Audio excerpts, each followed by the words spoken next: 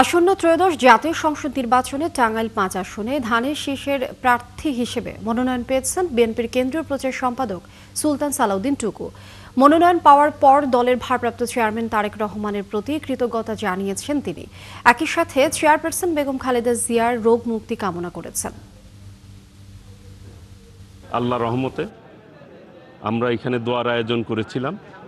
আমরা দেশবাসী অন্তর থেকে দোয়া করছে নেত্রী যাতে বিদেশে যে চিকিৎসা শেষ করে দেশে এসে আবার নেতৃত্ব দেওয়ার তৌফিক আল্লাহ দান করেন, সেই জন্য বলি আমিন। সেই সাথে আজকে টাঙ্গাইলের মনোনয়ন ঘোষণা করেছেন আমি, আমার প্রিয় নেত্রী দেশনেত্রী বেগম খালেদা জিয়া এবং আমাদের ভারপ্রাপ্ত চেয়ারম্যান দেশনায়ক তারেক রহমানের প্রতি কৃতজ্ঞতা প্রকাশ করছি, শুকরিয়া আদায় করছি। ওনারা আমাকে মনোনীত করেছেন, আমি সেই মনোনয়নের মর্যাদা ইনশাআল্লাহ রাখব।